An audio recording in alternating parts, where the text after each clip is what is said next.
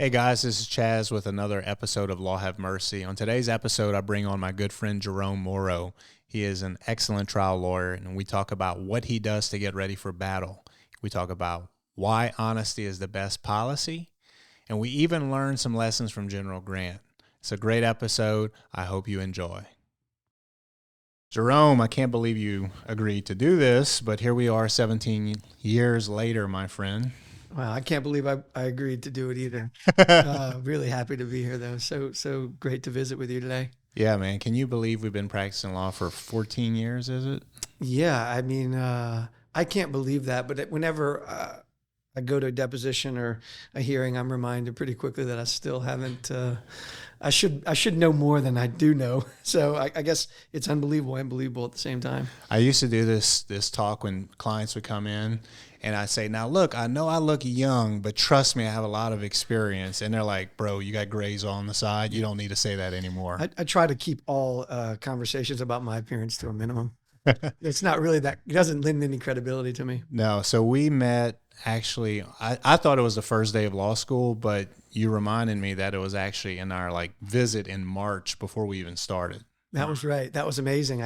They let everyone into the law school to come visit to see what the school's like, and I was a little older than everyone else, and so I remember meeting you, and I had a really good interaction. We visited, and I was like, that guy's so cool. I went home and told my wife, I was like, okay, maybe everyone there is bad, but there is one guy who's really great. And of course, it was awesome when we started and became friends. It's been one of my favorite things about our career is actually watching how well you're doing and seeing all your success. It's been a lot of fun. Yeah, man, likewise. And you were actually teaching at the time. I was a teacher. I taught high school literature at the time, and I'd done that for a while. Really enjoyed it. Reading books is really great, but the best teachers were the people who were really concerned with making their craft excellent or being a better teacher. And I taught with people like that who'd spend their summers doing that, and wasn't really me. And I kind of realized, well, look, I want to do a job where I'm constantly feeling like I'm inadequate and want to get better. And to me, the legal field is the best job for that. Was your intent always to go to law school? I don't think I ever had any intention to do anything. I mean, I knew I didn't want to be a lawyer. So that was, I think, how I approached my life, and here I am. But my family was a lawyer. My father was a lawyer. My grandfather, all my uncles were lawyers. And so my natural rebellious response to that was to avoid it at all costs. And look where that led me, Yeah, right. So you were teaching, and then you said, I think I'm going to take the LSAT. Yeah, my wife actually had been married. She's a lawyer. Of course, I could not get away. And so... a glutton for punishment. I am a glutton for punishment. But she was, a lot of everything, of course, that I was thinking about, what I just talked about, was so much inspired by our conversations and visiting about just, wanting to do something that you can help people, that you can actually be challenged. I think that's a super important thing about being a lawyer. That is a great opportunity. It's like if you're a surgeon, I'm sure there's a lot of challenges, but by and large, you're doing the surgery that you've been trained to do. Being a lawyer is this infinitely changing job that you're constantly trying to figure out how it, the case itself, or dealing with the other lawyer, or dealing with these facts. That was exciting to me, and learning about those particulars made me want to pursue it. Yeah, I often wonder, what did I sign up for? Even after 14 years, right when I think I have something figured out, it's constantly changing. And sometimes I question, maybe if it wasn't constant change, I'd probably be bored.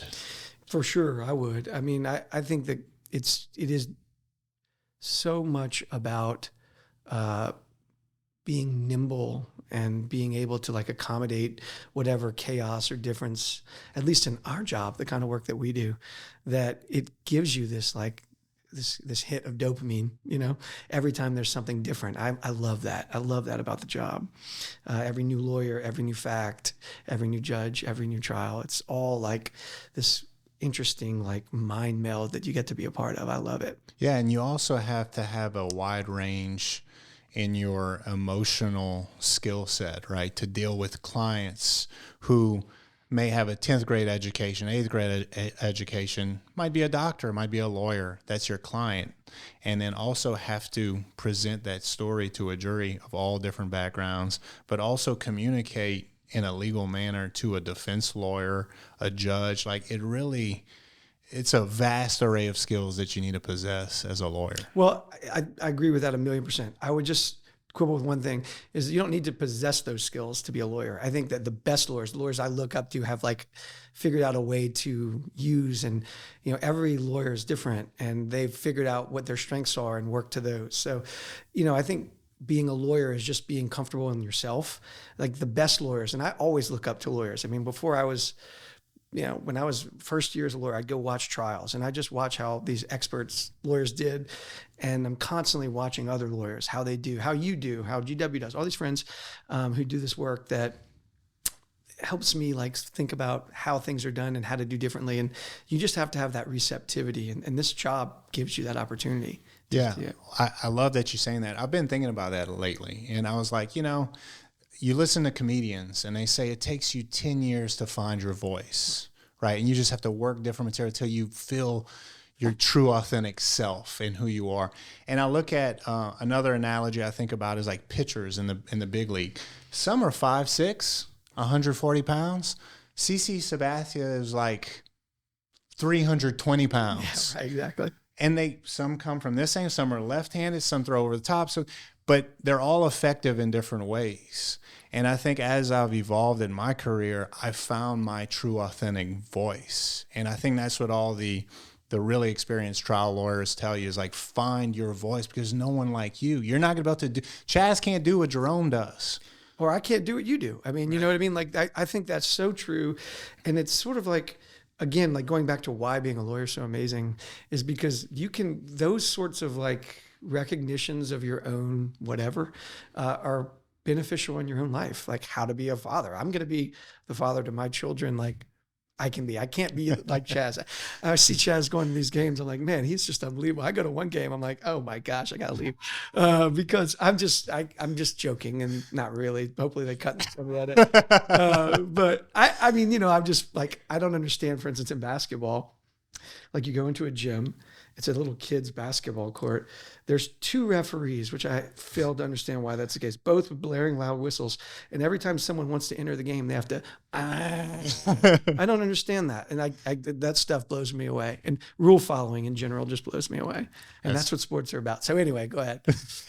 So you decide to be a lawyer, and it's like, okay, well, there are many, many, many different areas of law, as Law Have Mercy has shown you. There are transactional lawyers, there are real estate lawyers, there are patent lawyers, and you say, I'm going to do trial work. Yes. And I'm going to focus on trial work, which is the most difficult, I think, from a preparation, pressure cooker. I mean, it's the ultimate of competition and challenging on mind, body, spirit, everything, all of the above. What brought you to trial work? Well, I mean, I think what we kind of just talked about, is I always looked up to trial lawyers, and I think that it's a very special gift. It sort of like combines all those things we were just talking about. But, the cheesy thing about like Atticus Finch, I mean, that's such the ready-made conversation of someone standing and protecting people. And definitely when I was like in 7th grade, was moved by that. But it wasn't just like Atticus Finch. I mean, there's tons of like fictional lawyers and detectives and that kind of like way of bearing that was just attractive to me. And I love pressure. I love being in a very difficult or complex situation and thinking through it and trying to keep your head. That just was intoxicating to me. So I was all over it.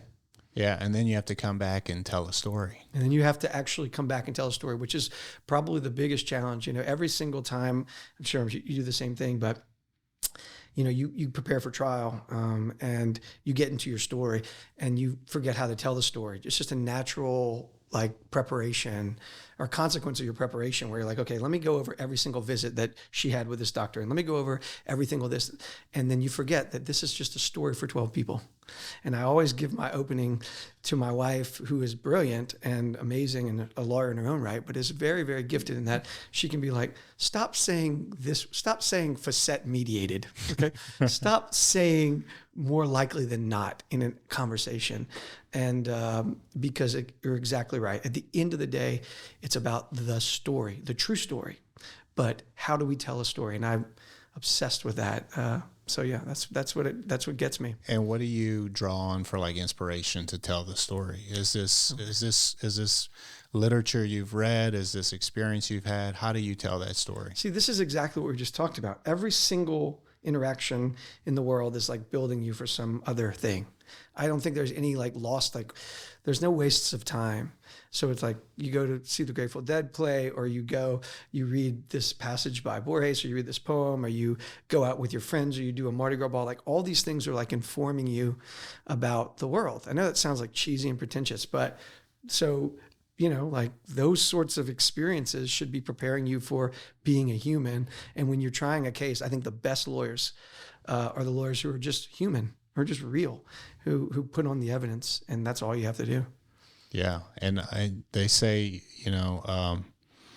if you take time and get to know someone, do you ever do home visits or try to be around them and to, look at a photograph that they may have, and it kind of hits that button in your head like, okay, I understand this story. I think it's malpractice for a trial lawyer representing people to not visit your client's house. Okay.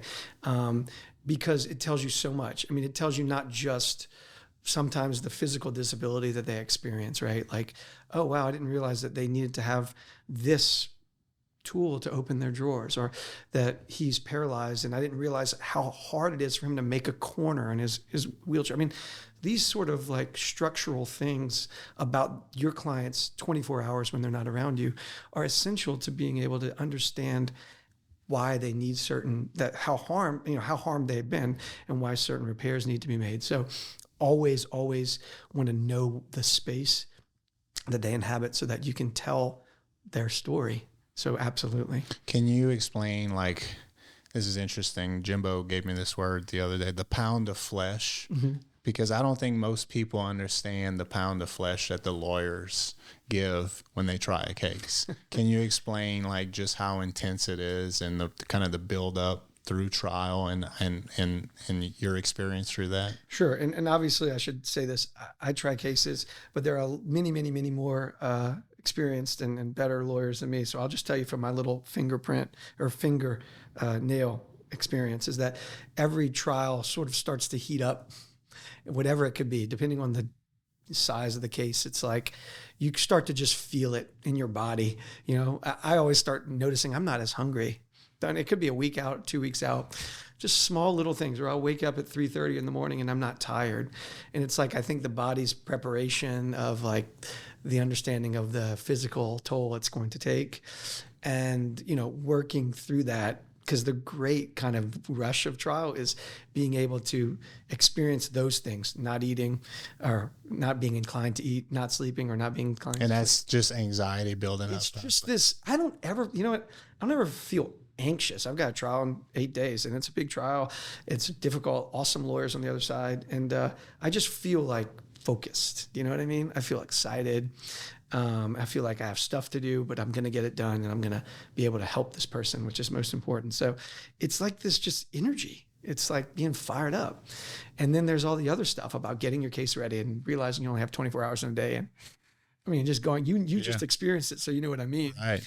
And it's shocking. Wait, how is it already 6 o'clock? I need 12 more hours. And because there's the storytelling aspect, and there's the thing that people see on TV where there's the actual presentation, but there's all this stuff in the background that people don't see. I got to get my exhibits marked. I need 26 copies of this thing. And it's just a lot of like pickaxe work that needs to be prepared to bring the case forward, not to mention motions that need to be heard from the judge, which are all like legal issues, like boring stuff. I don't want to put the viewers to sleep here, but like it's a lot on top of the nice story presented, the Atticus Finch moment, right? Yeah, of course. It's like people always say, "Oh, your dad was so cool." My father's named Tony Moroux, and they always talk about how cool he was and how calm and collected he was. And he was a very cool customer, but he was never sleeping.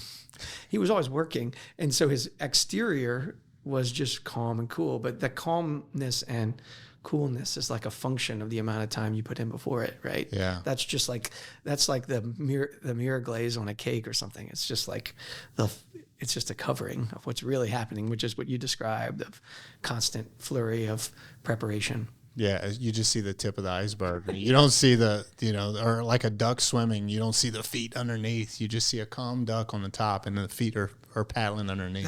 That's perfect. And the best trial lawyers to me are the trial lawyers who disappear, right? Like, you want to not be the story because it's not your story. You want to be completely fluent in the material that you're presenting to where the jury doesn't see you. We live in a world today where everyone's accustomed to there being no wires. And I think about that all the time. Like, when I'm at trial, like, I want nothing on my table because that's what people are accustomed to, like iPhone, right? It's seamless. So I think that becomes like the standard of like the aesthetic that people expect. And so that, in addition to that physical preparation or appearance, it should just be seamless in your presentation. Again, all the lawyers I really love, they're never wrestling papers. They're just like P44. And it's establishing competence and credibility before the tribunal and the jury, and you disappear, and then the story gets told, and that's how it should be. And so you go through the trial. Trials last how long? They can last, you just had one that was on the books for 3 weeks. 1, 2, 3 weeks, usually where it is. And what's your routine? My routine during trial is I usually, obviously you have to try the case during the day. Usually don't eat lunch during trial. Come home or get back to my office. Always go see my family, even if it's 30 minutes. It's, my wife, again, she thinks that she's producing this spot because I'm giving her 2 compliments, but she is always awesome about, like, in my trial mode. It's like there's always food cooked, and kids are always like, readily attentive. I'm sure she was the little duck spinning in the water before, so everything looks fine. And spend some time with your family, and then go back to work, and usually work until midnight. I usually like to try to work past midnight, and then try to sleep for 4 or 5 hours, and then do it again that same day.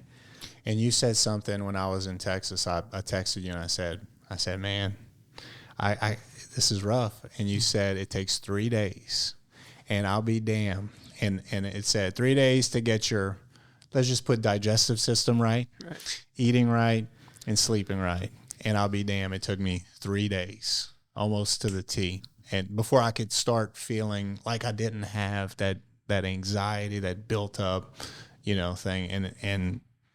And then I was normal again. Well, see, we don't all run marathons, Chaz. So some of our best ways to lose weight are to try cases. So that's actually a really good bonus. But of course, in South Louisiana, you end up drinking it and eating it back in like 3 days. But yeah, there is like fighting ready, like, again, when you can be in shape, but fighting shape's a different story. And I think being a trial lawyer is, if you get out of practice, you can forget about what the exacting toll is to get prepared. So it's always good to keep doing them so that you stay in shape. An interesting comment about the marathons. Kaylee actually pointed this out to me. We have a lot of cases. You have a lot of cases. And you could work all day on any single case, no matter how far you want it to go. There's endless time you could spend on each case. All right. So when you're away from the cases, your mind starts to wander. You might figure out what to do in certain cases. So how do you get away from it? And Kaylee was like, that's something to say that the 2 hobbies you choose in life are running marathons, where you run for 4 hours to complete exhaustion, or box, where you're getting punched in the face. Like, that's how you break away from all the clutter that goes on with what you do. Sure. The high stress environment. And I thought that was a good observation. I was like, I never really thought about it that way, but it's true. That's definitely true. Yeah. I'm really into records. I like music a lot, and books. So I read a lot of fiction.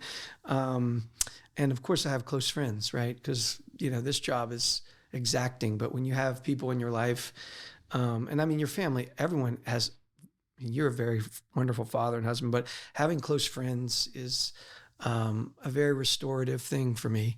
And so spending time with them, not I'm friends with lawyers, but my close friends aren't all lawyers, so that we can talk about just bullshit, Right. And I love that.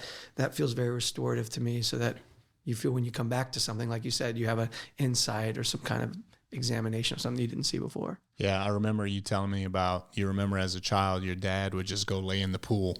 That's right. He wasn't swimming. He was just laying on a float, just chilling out. And I think about that often. And I'm like, I get it now. Right? That's so true. I think about that. I didn't understand that. As a father, you learn a lot about your own father. And I would always see him, like you said, he'd be on the raft. We had a pool, and he would just be staring at nothing, music on or maybe sometimes off. And that is the sort of only way that you can unpack whatever it is that we do on a daily basis. And yet we still do it. Isn't that crazy, right? It's a higher calling, man. I mean, there was something in my career. I was telling this to Lath the other day. It was like, what's your future? I said, man, at some point, it's not about my own personal gain. I'm beyond that. I don't care. Money will come. Obviously I need money to survive and to feed my family, but we're really helping people. And that's, to me, I get more satisfaction over handing a check to a client who has been injured, who had suffered, than I am my own personal gain. And then that's been for a while now, right? That's a really great point. I mean, my law firm, Bruce Moroux, is what I love about my law partners is the priority of service, and that we make that a part of our firm culture, because of exactly what you said. Is this I never ever think in a case, well, what's my feeling? I mean, you figure out what's the value of the case. You figure out. I know from experience you don't. Exactly. We've worked on cases together. I think about what is the right result for her or for him. Yeah. And that's not tooting my horn. I'm saying that's how you're supposed to be. Yeah. Our job is that you said something else that I think is really important. If you do good work, well, I've told you this since we were both lawyers together, the first weeks of being lawyer. If you do good work, success will come. I believe that in my heart. And how you value that may change, or what you think is success is different. But doing good work is its own reward, and the rewards of the world will come if you do good. Yeah. Do you think that's a misconception of lawyers, that they're only out for money? I know some of the most righteous people I know are lawyers. I mean, we are blessed, though, I think. I wonder sometimes if it's just a function of this kind of culture that we have in Acadiana and even in South Louisiana, where, we have just good people that we work with. I just got left a deposition before here with a awesome person, father, lawyer, completely getting paid to try to ruin my client's case. Okay. Yeah. So on the surface, someone who's not on my side, but I have nothing but respect for him. And I believe lawyers, there's bad lawyers, there's bad lawyers, there's bad doctors, there's bad bus drivers. But I think many of us take our jobs seriously and are good people. And I love being associated with them. Never, ever ashamed of that. Yeah. That was another thing, like with my growth as a lawyer, is when I started empathizing for the other side, and I realized that they have a job to do, and it's really not personal. Now, like you said, there are some bad lawyers out there that have some type of axe to grind, but they may have other issues that we don't even know about, right? But when I started finding commonalities with defense lawyers, right, and it makes the working relationship so much better. They have a job to do, but we are like, we're sparring, right? But at the end of the day, we can hug, right? I mean, I think about the fact that there's really, in a normal case, your clients, the people we represent, oftentimes aren't, they don't know every in and out of the legal stuff we go through on a daily basis. They are trying to get better. They are trying to return to some normalcy in their lives, and they trust you and me to actually get them there, right? So the client is here. The defense lawyer's clients are usually some person in usually another state who has his own life or her own life and has no concern. So there are two people in the world who care about your case, and the other one happens to often be the person across the aisle from you, the lawyer who's taken the same vows as you or oaths as you or whatever, and And yeah, I never understood why you'd want to be a jerk to that person, because people, when they're jerks to me, just make me want to work harder. They make me want to like stay later. And if someone's cool, it's like, okay, let's just move together. Let's agree on what we agree upon, disagree on what we have to disagree upon, and go and do our jobs for our clients. Yeah, and ultimately that's professionalism. I think that is. And, you know, this is what's great about being a lawyer is there's so many professional lawyers that it's not hard to just follow better people's forms and do that, you know? And when you're in trial, do you feel, I asked you this earlier, is like whenever I was in trial, the phone is away and the world is just turning around me. And I feel like I'm just in this cave and everything's changed. My kids are going to school, probably going to practice. My wife's doing her thing. I'm assuming they're eating. And then I come out of it. I'm like, hey, I'm back, everyone. That's so perfect. You know, right now I say, like, I just walked out of this deposition because I'm fully in the mode. So hopefully this whole thanks for being here, by the way. You could have just said, hey, dude, don't worry about it. I love you, Chaz. Of course I wouldn't do that. But I walked out of the deposition and I said, oh my gosh, it's spring all of a sudden. You know, the entire season has changed. I didn't realize that, you know, all the live oaks are in the process of shedding their leaves and I just completely was unaware of it. So yes, I think that the world of trial is just that world, and that's just being focused. That's being on point, and it's a lot of fun. You went to college in New Mexico? I did, in Santa Fe. Santa Fe. Very weird school, and you love it. I loved it. It was a book. It was all great books. I mean, sort of pretentious sounding, but we didn't know what we were doing. It's definitely like we were just reading, you know, starting with Plato and reading all the way through to Heidegger, and it was a lot of, but most importantly, friendships. And I've still closest friends in the world are my friends who went to school with me. So it was an awesome experience. So when you were telling me about this school, and basically everyone, you go through all the literature and everyone's kind of reading the same books at the same time. Everyone is reading. So at St. John's College in Santa Fe, every single freshman is reading the exact same thing at every time. And there's 110 freshmen. They're all reading the exact same books. They're going through the same science materials, their same math materials. And then every Monday and Thursday nights, you all gather together, you know, in your respective seminars and you talk about the book. So everyone's talking about, you know, Plato's Republic at the same time. And everyone's talking about Kant's Critique of Pure Reason at the same time. And everyone lives on campus. It's a pretty intense experience. I said, Jerome, you know how, when you told me about your school, I said, you know how I know you're smarter than me? Because I didn't even know places like that existed. Well, much less being like 16, 17 years old and like opting to go to a place like that. I was like, LSU let me in? Cha-ching. My mom didn't even know I applied to LSU, right? I was all right, you know. I didn't know, look, in fairness, I can't believe that my mom let me do that. You know, the world's a different place. I have a son who's 17. So, you know, the whole college search is a completely different conversation now. Whereas I was just like, let me send off for the materials. I got it in the mail, no internet, read. I was like, okay, let's go there. Let's go. And I'm sure you met people from all around the country. Oh yeah. I mean, you know, I loved it. I mean, anything, when you're 18 years old, your brain is just so fertile, and to have the experiences of people who are completely different to you, who listen to different music than you do, and to learn that and to learn how to deal with different people was awesome experience. I would do it 10 times over. What made you come back to Lafayette? I had a kind of weird route because actually after I lived in Santa Fe, I moved to New York City, and I lived with a bunch of artists in New York City. Oh man, let's unpack that. No, we need a couch for that. There's one right behind you, buddy. I was there actually. I said to I had a ridiculous idea. Hopefully this is all cut, but I had this ridiculous idea that I said, okay, I'm finished undergrad. I just felt like I needed to not go to school. You're 21, 22 years old. I finished undergrad May of 2001. So I said, okay, what I'm going to do is I'm going to go to New York City and work on Wall Street. This is a completely ridiculous concept. I had no idea what Wall Street meant. I'm not terribly good at math, but I thought, that seems like a fun thing to do. I mean, some kind of challenge. And so I moved to New York on August 1st, 2001. And then, of course, September 11th happened while I was there. So so the Wall Street idea was not going to happen at all, because not only did I had no chops to do it, but it was a huge, you know, it just basically didn't work out. So it was fine. I was really happy about that not working out because I was not qualified to do that job. And then after a while, you lived in New York and you said, oh, okay, everything that people like in New York is great. It's high energy. It's fun. But what I love about Louisiana and South Louisiana in particular is, you know, is how receptive the world is to you and you can be to the world. So when I was in New York, I was like, well, wait, all the amazing things about that New York people value are so ready, available here in South Louisiana. And it was just a no-brainer. I went to a wedding and I went back, moved out of New York and came back, and I've not looked back since. I love it so much. Yeah, there's no place like home. No place like here either. Yeah. No place. I love it here so much. I mean, is it perfect? No.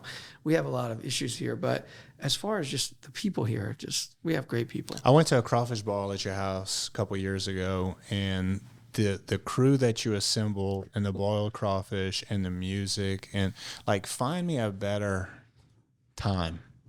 You know, there's nothing like a Louisiana crawfish boil and some of the festivals here, and I mean, there's nothing like it. No, people come here and they marvel that it exists because of like, I think it's because people are open to people here, you know? And to bring this back to like conversations about how you tell your story in front of a jury is like, we live in what's traditionally considered a conservative venue, quote unquote conservative.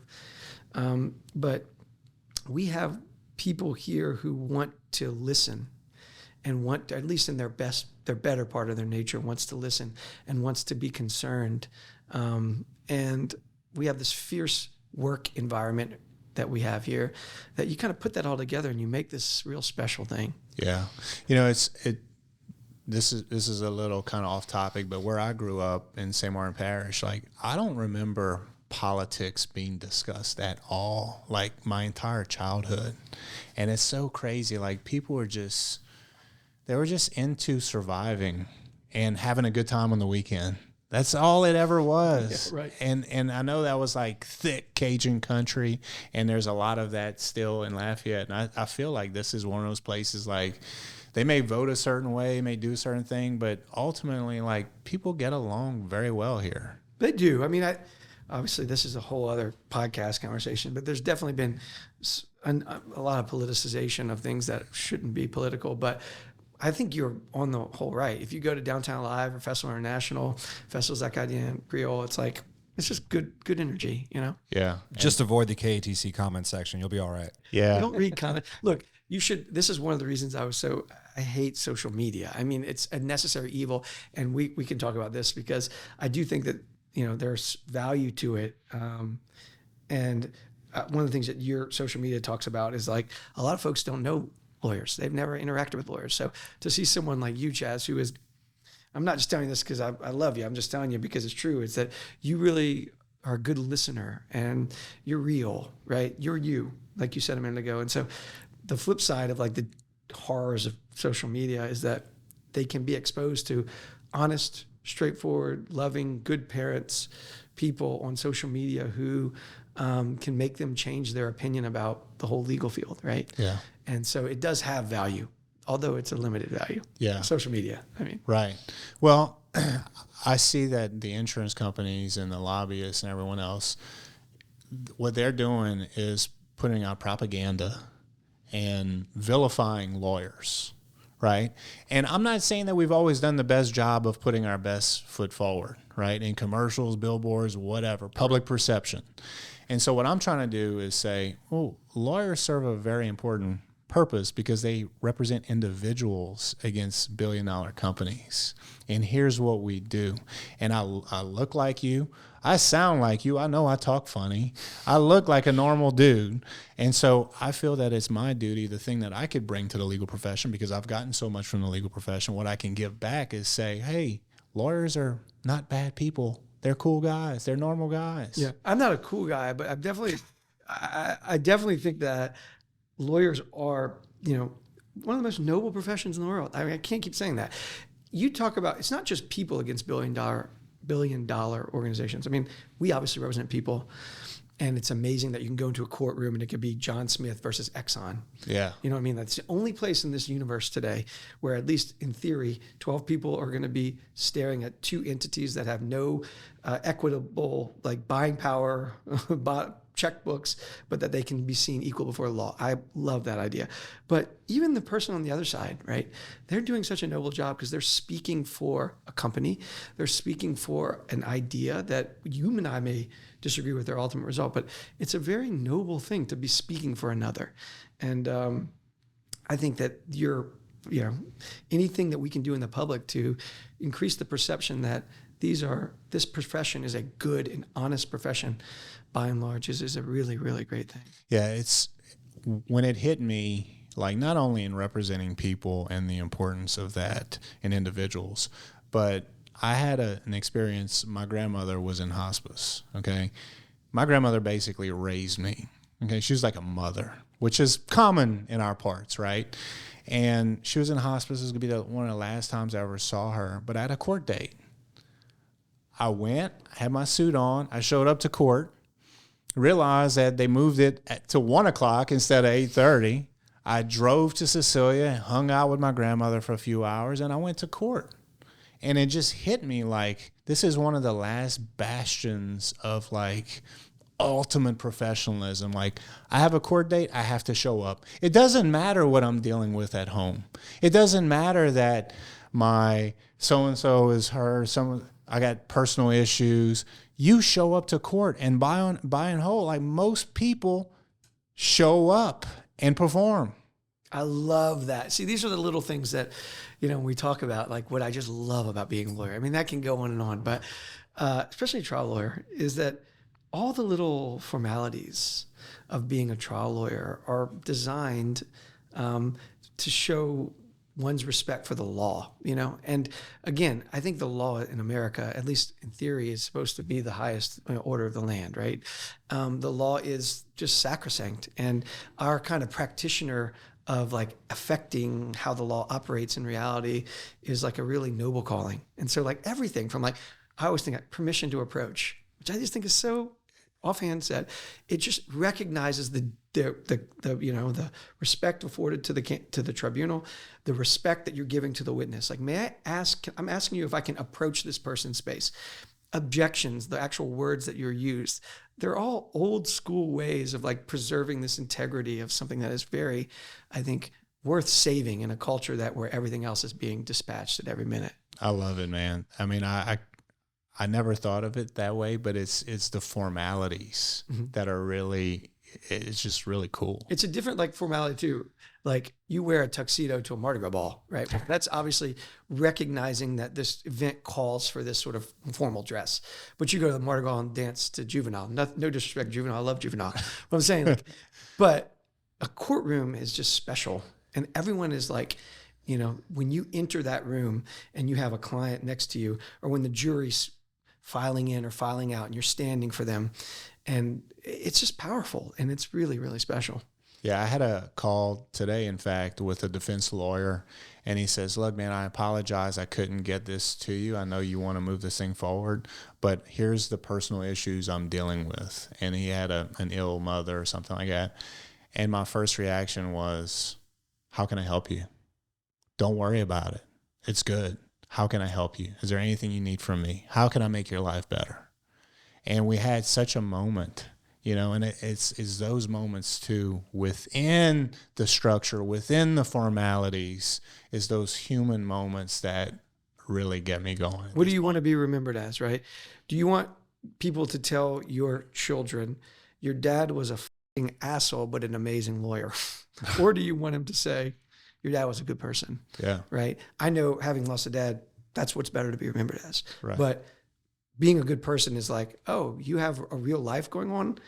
How can I help you? I would never, I hope that no lawyers do this. They do. You should never use your opponent's personal issues to your advantage. Right. If they're not ready for trial, well, then that's different. But I'm talking about when life presents itself in all of its reality. If you don't have the spiritual fortitude to recognize that what we do on a daily basis may mean a lot in the little world, but not in the big world, then you've missed the whole boat. Yeah. I used to say that asshole lawyers represent even bigger asshole clients, because the lawyer's just the front for the client's wishes. And then now I realize, no, the lawyer's just an asshole because he should have got rid of the client. Yeah. Right. So and that same story I just told you, when I relay that to my client, if my client says, nah, man, you got put your foot on the throat and push down, I'm going to say, I'm sorry, I'm not the lawyer for you. That's right. We are still human beings, right? We're still human beings. Be a human. And that's like everything that we do. So you have a couple big trials coming up. Yes. How do you balance how do you juggle all these balls? Probably not well, Um, I don't know how. I just try. And some days, I do a better job than others. And I just try to keep trying. And I have an amazing staff, which is probably what I should have said at the very beginning, because the only reason I'm here is because my staff is doing all the, what did you call it? The pickaxe work? Yeah. I love that. Right. They do all the pickaxe work, and they're amazing people. Janie, Megan, Mimi, I call her Sophie, but her name's Sadie. And I knew who to ask permission to get you on the podcast, by the way. Right. So first off, the way I juggle anything is because of them, and all the forbearance that my wife gives me just to be out in the world. But I mean, it's like exercise. You run. I always ask Chaz about running, and I'll say, shit, like I can only run like 3 miles and I'm exhausted after 2. Some days you can run 5 miles and have no problem, not me, but one other person in theory. So, that's how I balance it. Is some days are good, some days are bad. And when the days are bad, I don't beat myself up, and I'll try the next day. That's the difference. Like I've learned, if you have a bad day, don't dwell on it. Tomorrow will be a better day. Absolutely. Look, we are so blessed to do what we do. Okay. Don't be hard on yourself. You make mistakes. I make so many mistakes. I've made mistakes in the parking lot while I was waiting for you to, come here. Just, I sent this, or I asked the wrong question, but man, what is it? Let's just try our best.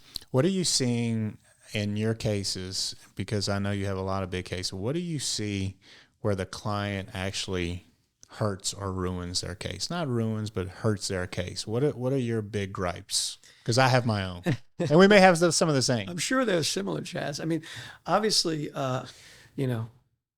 social media is a big thing that a person can ruin their case by, not because in and of itself it's bad, though it is, but it's because it creates it doesn't tell the whole story, right? And you've discussed this on your pod before, but just because someone's happy at a crawfish boil doesn't mean that they're miserable the next 7 days. Well, humans are designed to see images and draw inferences from the images.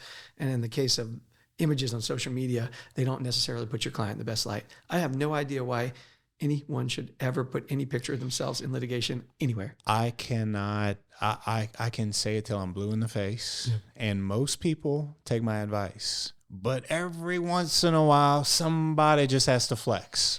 I mean, this is a whole other story, but I think some people are addicted to that, like self-curation, or this idea that there are these people that are doing something. And the media is actually designed to be addictive. So it's not necessarily their fault. But I would say number one case killer, though, to me, is that when you have someone who doesn't tell the truth, okay? Your case, the biggest cases in the world, okay, are usually good people, because insurance companies, big companies, are terrified of being cast in judgment over wronging a good person. So, not everyone is going to be perfect. And not a perfect person, just a good person. So even good people make mistakes too. Absolutely. But your question is what ruins a case is if your client doesn't exhibit signs of good behavior, if she lies, if she over-exaggerates, if she double scripts or takes prescriptions from these things show dishonesty. And especially in South Louisiana, when someone is dishonest in their dealings, it makes people not want to fully believe everything else that's being spoken. If you lied about this, what makes us think you're not lying about this? Exactly. So every doctor is treating you based on what you tell them. And if what you're telling them is different than what you're telling other doctors, that's a big case killer. Because you as a lawyer, no matter how bad the truth is, you can deal with the truth. Right? If they were arrested before, had an old conviction, or they had some car wrecks in the past, you can deal with that. You know how to operate under those circumstances. What you can't deal with is when they lie about it. Lying is very, very bad. Turns out lying is bad. Right. You didn't need a law degree to figure that out, but that's true. But because of what it does, right? We talked for this whole period about the sort of respect, right? And respect is about candor. And it's not necessarily, respect isn't about good. Respect is about candor. recognizing it. I think all the best lawyers recognize the good and the bad in their case. I try to do this in every case, especially cases getting ready for trial, is I sit down and I put 3 columns: good, bad, ugly. I do this in every trial. And I'm honest with myself, even though it's easy to not get honest with yourself. It's very easy not to get honest. That's an excellent observation. Yeah, it's not necessarily that you're dishonest with yourself, but that because it's sort of like a confirmation bias, because you're believing everything you're saying, because you're saying everything you're believing, you lose the sense of what it is real. And that's why it's always awesome to have partners to talk about your case. The same reason that cops maybe hone in on the wrong suspect and everything and confirms what they thought was that. Yeah, that deal. Exactly right. You can see what you want to see. Confirmation bias. Confirmation bias. And so the danger, especially when you're preparing a trial, right? It's Chaz Roberts, it's Jerome Moroux putting all these medical records together so that you start to see what you want to see. So I always do this before trials. I have the good, the bad, and the ugly. And I try to populate that list and recognize it and see what it is. Sometimes you have nothing in the ugly category, all right? Sometimes you have a lot of things in them. And I've tried jury trials with things with a lot of things in the ugly category. And the best way to handle it, and again, all the best lawyers will tell you this, is you have to be honest with the jury that there's some ugly stuff in the case. But that doesn't change the fact of X, Y, and Z. And that's a truthful statement. But you can't diffuse it if you're not honest with yourself about it being there. Yeah. To your point, like, and if I'm in a deposition and I know of the ugly and I'm waiting for it, but the client knows that they're going to admit to the ugly, and they question them and they hit it. Well, were you arrested for this, and this? Yes. I'm looking at the defense lawyer's reaction, and it's just a check mark. We're just moving on. It's not like a aha, got you moment. If you lie about it, it's so much worse, right? But when you admit it, it's really a nothing burger. Most people perceive that wreck that they had 18 months before would be a case killer. They admit it. We just check the box and we just move on.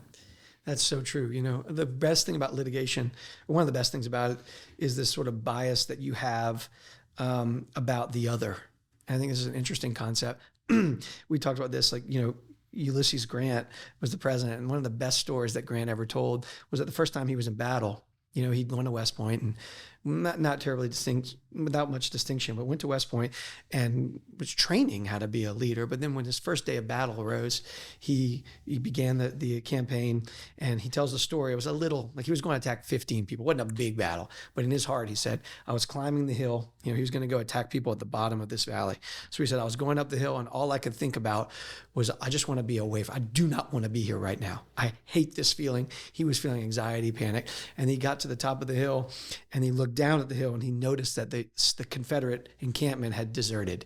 They'd left their pots and everything on the fire, and they were still smoking. And he said, it was at that moment I realized that the enemy is oftentimes way more in fear of you than you are of them. And you have to think, like, how is the enemy perceiving you? And I always think about that in litigation, because we oftentimes overinflate what our weaknesses are in the eyes of the other, when in fact you should recognize that they are just as horrified of you and doing the same thing to you as you are to them. And that kind of like mind game is why litigation is such a blast. That is awesome. Yeah. So that's just a gentle reminder to always, you know, don't kill your case, right? Believe in your case, and don't assume that they're going to poke every hole and I mean, I love that. Yeah, that's great. Jerome, thank you for being here, man. I know you got a lot to do to prepare for your next trial. Where can people find you? You can find me in my office usually. It's at but my law firm, Broussard, David, and Moroux. And if you ever, you know, we work on a lot of cases. We do the same kind of work, but you know, for serious and traumatic injuries, just like you have, we take care of people. We've been doing it, and I'll be in Lafayette, and I'll be in my office today. Thank you, buddy. All right, my brother. All right. Hey, it would mean the world to me if you subscribe to the podcast and leave us a 5-star review. It helps keep the show free, and it helps us book better guests to provide more valuable content to you. None of the opinions expressed by my guests are that of my own, and nothing we talked about creates an attorney-client relationship or could be construed as legal advice. Hope you enjoy the show. This podcast is powered by Acadiana Cast Network. Go to acadianacast.com for more South Louisiana sourced content.